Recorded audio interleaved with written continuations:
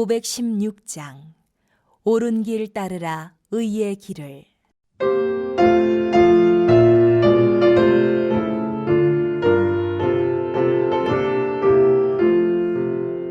옳은 길 따르라 의의 길을, 세계 만민을 찾는 길, 이 길 따라서 살기를 온 세계에 전하세.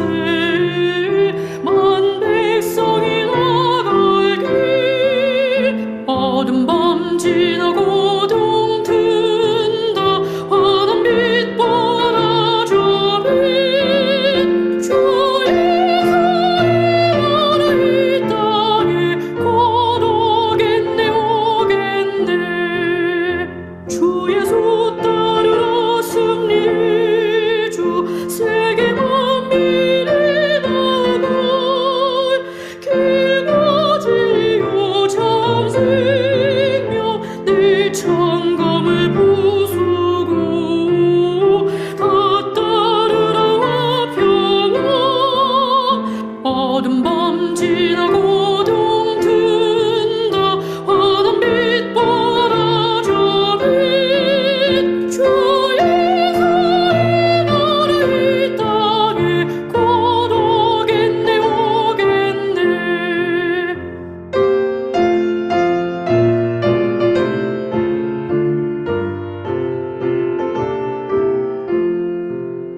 놀라운 이 소식 알리어라, 세계 만민을 구하려 내 주 예수를 보내신 참 사랑의 하나님. 만 백성이 따르길, 어둠 밤 지나고 동 튼다. 환한 빛 보라져 빛, 주의 사랑의 나라 이 땅에 곧 오겠네 오겠네.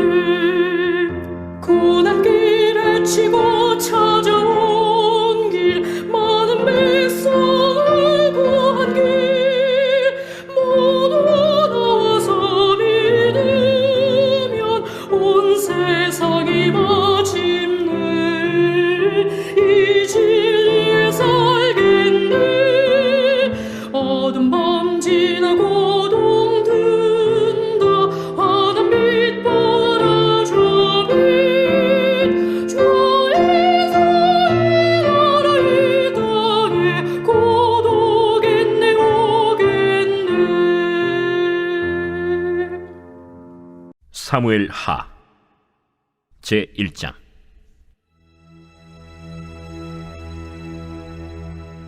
사울이 죽은 후에 다윗이 아말렉 사람을 쳐 죽이고 돌아와 다윗이 시글락에서 이틀을 머물더니 사흘째 되는 날에 한 사람이 사울의 진영에서 나왔는데 그의 옷은 찢어졌고 머리에는 흙이 있더라. 그가 다윗에게 나와 땅에 엎드려 절하매 다윗이 그에게 묻되 너는 어디서 왔느냐? 이스라엘 진영에서 도망하여 왔나이다. 일이 어떻게 되었느냐? 너는 내게 말하라. 군사가 전쟁 중에 도망하기도 하였고 무리 가운데 엎드려져 죽은 자도 많았고 사울과 그의 아들 요나단도 죽었나이다.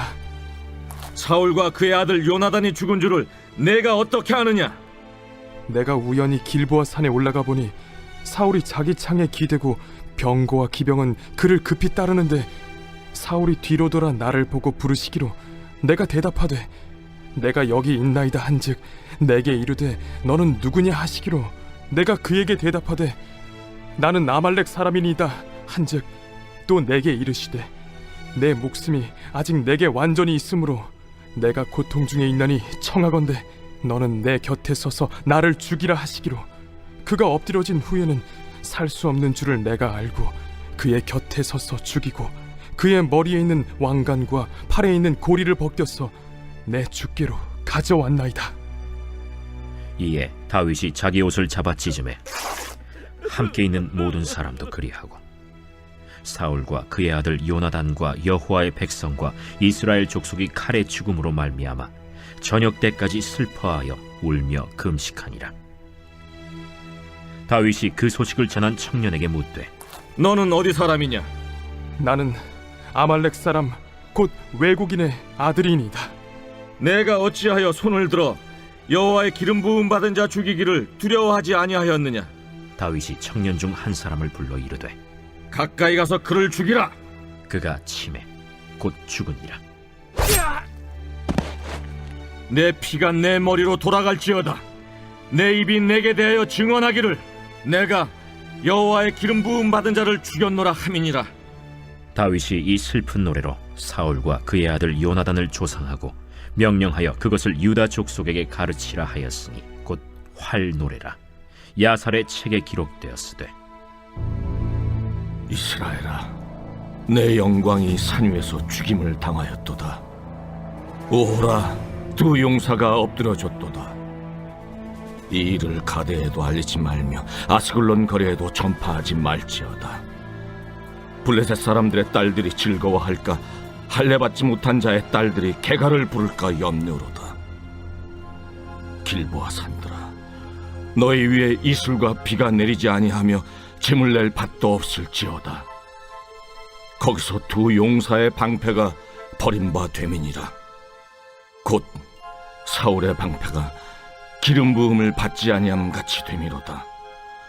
죽은 자의 피에서 용사의 기름에서 요나단의 활이 뒤로 물러가지 아니하였으며 사울의 칼이 헛되이 돌아오지 아니하였도다. 사울과 요나단이 생전에 사랑스럽고 아름다운 자이러니 죽을 때에도 서로 떠나지 아니하였도다. 그들은 독수리보다 빠르고 사자보다 강하였도다. 이스라엘 딸들아, 사울을 슬퍼하여 울지어다. 그가 붉은 옷으로 너희에게 화려하게 입혔고 금놀이개를 너희 옷에 채웠도다. 오라, 두 용사가 전쟁 중에 엎드러졌도다. 요나단이 내 산 위에서 죽임을 당하였도다. 내 형 요나단이여, 내가 그대를 애통함은 그대는 내게 심히 아름다움이라. 그대가 나를 사랑함이 기이하여 여인의 사랑보다 더하였도다. 오호라, 두 용사가 엎드러졌으며 싸우는 무기가 망하였도다. 하였더라.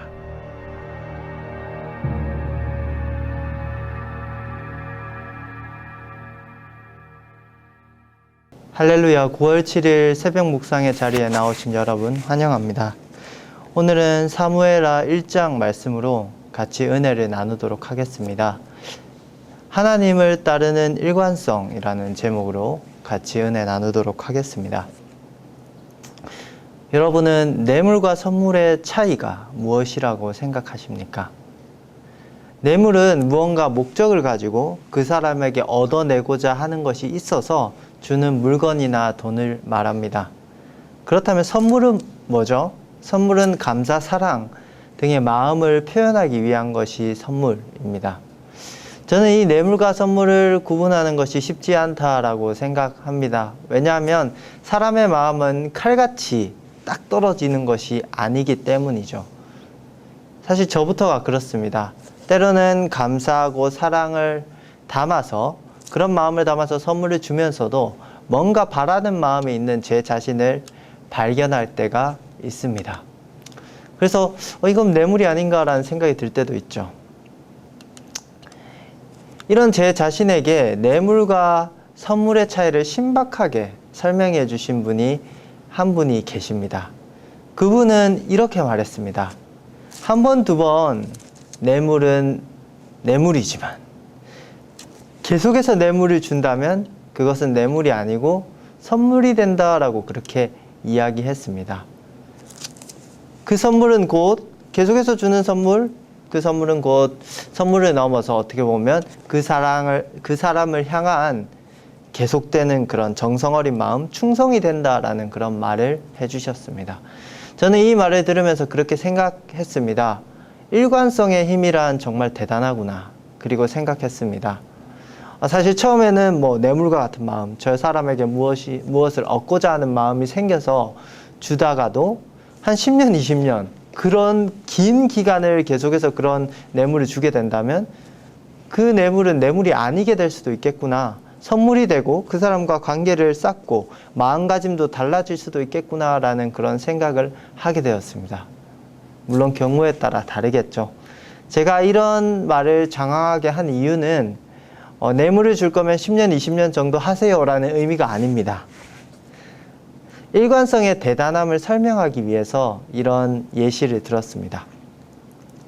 오늘 성경에도 정말 지독하게도 일관성을 지닌 인물이 한 명 나옵니다. 바로 다윗입니다. 오늘 읽은 사무엘하 1장에 속한 스토리는 계속해서 거슬러 올라가면 가나안 정복 전쟁이 나오는 여호수아서까지 거슬러 올라갈 수 있습니다. 스토리상으로는 계속해서 이어지죠. 정복 전쟁, 그 다음에 이제 사사들의 다스림이 나오는 사사기로 이어지죠. 그리고 사사기로 이어졌던 그 이야기는 오늘 사무엘상하로 이어집니다. 그리고 그 이후에는 또 이제 열왕기로 이제 다윗의 이야기를 넘어서 솔로몬의 이야기로 이어지죠. 이렇게 계속해서 이어지는 긴 성경의 스토리 가운데 사무엘상하는 특히나 사울과 다윗이라는 이 두 인물에 집중하고 있는 모습을 발견할 수 있습니다. 오늘 본문 사무엘하 1장은 사울과 다윗을 같이 다루던 이야기에서 온전한 다윗의 이야기로 전환되는 부분이라고 말할 수 있습니다. 왜냐하면 사무엘상 31장에서는 사무엘이 아니라 사울이 죽임을 당하기 때문이죠. 사무엘하는 사실상 다윗 왕조만의 이야기로 이어진다고 보면 됩니다. 그렇기에 시작점인 1장 또한 특별합니다. 이 사무엘하 1장은 크게 두 부분으로 나눌 수 있습니다. 1절부터 16절까지 사울의 죽음이 전해지는 내용, 17절부터 27절까지 다윗의 애가가 나타나고 있습니다. 먼저 1절부터 16절을 보면 다윗은 아멜렉 족속과 전투를 한 이후 시글락이라는 땅에서 머물고 있었습니다. 그런 그에게 한 아말렉 청년이 달려옵니다. 그는 블레셋과의 전쟁 가운데 이스라엘의 패배한 사실과 사울과 요나단의 죽음을 알립니다. 그는 상처 입고 죽지 못해 자신에게 사울이 죽여달라고 요청을 하였고 그 사울을 자신이 죽이고 왕관과 팔, 고리를 들고 왔다라고 보여줍니다. 이는 사무엘상 31장의 사울의 죽음과 약간 다른 이야기 같습니다. 사무엘상 31장 4절 5절에 보면 이렇게 나와 있습니다. 제가 읽어 드릴게요. 그가 무기를 든 자에게 이르되 내 칼을 빼어 그것으로 나를 찌르라. 할례받지 않은 자들이 와서 나를 찌르고 모욕할까 두려워하노라. 하나 무기를 든 자가 심히 두려워하여 감히 행하지 아니하는지라. 이에 사울이 자기의 칼을 뽑아서 그 위에 엎드러지매 무기를 든 자가 사울이 죽음을 보고 자기도 자기 칼 위에 엎드려져 그와 함께 죽으니라. 사울은 스스로 자신의 목숨을 꺾습니다. 아마도 이 아말렉 사람은 사울이 다윗을 쫓던 원수가 되었음을 알고 있었던 것 같습니다. 그래서 그 사울의 죽음의 소식을 가지고 다윗의 마음을 얻고자 이런 거짓말을 한 것 같습니다. 하지만 다윗의 반응은 어떻습니까? 거짓말에 대해서 추궁하고 있습니까? 그렇지 않습니다. 무엇이 사실인지 사실 나타나고 있지도 않고 다윗은 확인하지도 않습니다. 다윗은 이 소식에 슬퍼하며 함께 있는 사람들과 슬퍼하며 옷을 찢으며 막 웁니다. 저녁까지 웁니다. 그리고 이 아말렉 사람의 말의 진위 여부에 관계없이 사무엘하 1장 14절 말씀처럼 내가 어찌하여 손을 들어 여호와의 기름 부음 받은 자 죽이기를 두려워하지 아니하였느냐 하고 말하며 그를 죽이도록 명령합니다. 우리는 여기서 다윗의 일관성을 볼 수 있습니다. 사무엘상에서 다윗이 사울에게 쫓길 때 그는 사울을 죽일 수 있는 기회가 있었음에도 하나님의 기름 부음 받은 자를 죽일 수 없다라는 이유로 자신은 사울을 해하지 않고 부하들로 하여금 또 해하지 못하도록 명령하였습니다. 그는 이 아말렉 사람을 처단함으로써 사울이 죽고 없는 그때에도 사울이 기름 부음 받은 자였다라는 사실을 기억하고 존중하고 지키려는 모습을 보이고 있습니다. 다윗은 이를 통해 하나님을 향한 자신의 일관된 마음을 보이고 있습니다. 사울은 죽었습니다. 자신도 기름 부음 받은 자이기 때문에 당장 왕위에 올라도 되지만 그는 아말렉 사람을 처단함으로써 그에게 동조되지 않고 하나님이 계획하고 세우셨던 왕이었던 사울의 왕권을 존중함으로써 하나님의 다스림과 계획을 극도로 존중하고 있습니다. 사울의 원수됨에도 사울의 지독한 괴롭힘에도 심지어 사울의 죽음에도 하나님을 향한 다윗의 일관된 마음은 꺾이지 않았습니다. 다윗은 이렇게 아말렉 청년을 처단함에서 그치지 않고 사울과 요나단을 위한 애가를 짓습니다. 그 내용이 바로 사무엘하 두 번째 부분, 오늘 1장 두 번째 부분 17절에서 27절 부분입니다. 그 중에 19절 말씀을 제가 읽겠습니다. 이스라엘아, 내 영광이 산 위에서 죽임을 당하였도다. 오호라, 두 용사가 엎드러졌도다. 아멘. 다윗은 사울과 요나단을 이스라엘의 영광이라고 표현하고 있습니다. 요나단은 그의 사랑하는 친구였지만 사울은 계속해서 말했듯이 다윗의 목숨을 위협하는 원수였습니다. 하지만 그는 이스라엘 한 사람으로서 하나님을 따르는 자로서 기름 부음 받은 자의 죽음을 진심으로 슬퍼하고 있었습니다. 그렇게 그는 이 애가를 지어서 특히나 3번이나 이 표현을 반복하죠. 오호라, 두 용사가 엎드러졌도다. 이 반복을 통해 다윗은 진정 자신의 슬픔을 드러내고 있습니다. 또한 20절 말씀과 같이 이 슬픈 패배가 적국에게 알려지지 않도록 하라는 말을 하고 이 이스라엘의 패배를 슬퍼하고 있습니다. 22절 말씀입니다. 죽은 자의 피에서 용사의 기름에서 요나단의 칼이 뒤로 물러가지 아니하였으며 사울의 칼이 헛되이 돌아오지 아니하였도다. 용사와 같이 용맹하게 싸웠던 사울과 요나단의 용맹함을 노래하며 그들을 드높이고 있습니다. 그리고 26절 내 형 요나단이여 내가 그대를 애통함은 그대는 내게 심히 아름다움이라 그대가 나를 사랑함이 기이하여 여인의 사랑보다 더하였도다. 그리고 그 요나단과의 우정을 다시 한번 그 슬픈 노래로서 노래하고 있습니다. 정말 중요한 것은 이 노래를 그저 부른 것에서 그친 것이 아니라 함께 있는 자들에게 가르치고 기록할 것을 명하였다라는 사실입니다. 가르치는 것뿐만 아니라 기록하여서 전하기를 명하였습니다. 이 애가의 내용에는 원수된 사울에 대해서 한마디도 비난하는 내용이 담겨 있지 않습니다. 진심으로 슬퍼하였고 오히려 그 사울과 요나단을 드높이는 모습을 볼 수 있습니다. 그리고 이 애가를 전함으로 함께하는 자들뿐만 아니라 앞으로 자신이 다스릴 나라의 백성 될 자들 그리고 그 후손까지도 이런 다윗의 일관된 마음을 배울 수 있도록 전하였습니다. 그리고 자신이 그러하였듯이 사울의 가문이 그렇게 멸망하고 왕위에서 물러나게 되었지만 그들을 향한 마음을 계속해서 전해질 수 있도록 노래로 남겼습니다. 우리는 여기서 다윗의 일관된 마음을 배울 수 있습니다. 처음에 했던 뇌물과 선물의 이야기가 생각나십니까? 우리는 사울과 같이 상황에 따라 흔들리며 자신의 이익을 위해서만 하나님을 찾는 그런 마치 뇌물을 드리는 자 같은 그런 사람들이 아닙니다.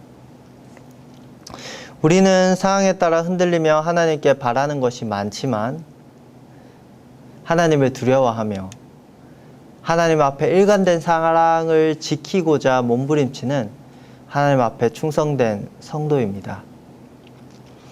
우리가 하나님께 드릴 수 있는 바 선물은 그저 하나님께 계속해서 나아가는 일관성이라는 선물입니다. 많은 사항들이 우리를 덮쳐오고 그러한 가운데 당연히 우리는 하나님께 바라는 것도 많죠. 하나님을 많이 찾죠. 그리고 때로는 그 하나님의 바람과 달리 연약하여 넘어지고 하나님을 배신할 때도 있는 우리이지만 그런 부족한 모습 가운데도 그대로 일관성 있게 하나님께 나아가는 우리가 되길 간절히 소망합니다. 그렇게 나아갈 때 다윗과 함께 하시며 많은 것을 누리게 하시고 많은 시험을 이기게 하신 하나님의 은혜가 우리에게도 가득히 임하게 될 줄 믿습니다. 말씀을 마무리하겠습니다. 하나님을 따르는 일관성이 우리의 나아갈 방향입니다. 다윗의 생애를 보면 다윗은 하나님께 정말 많은 사랑을 받았습니다. 그 모든 사랑은 항상 하나님께 나아가는 일관성 가운데 누린 것이라고 저는 확신합니다. 완벽할 수 없고 많은 유혹 가운데 사는 우리에게 유일하신 답은 하나님입니다.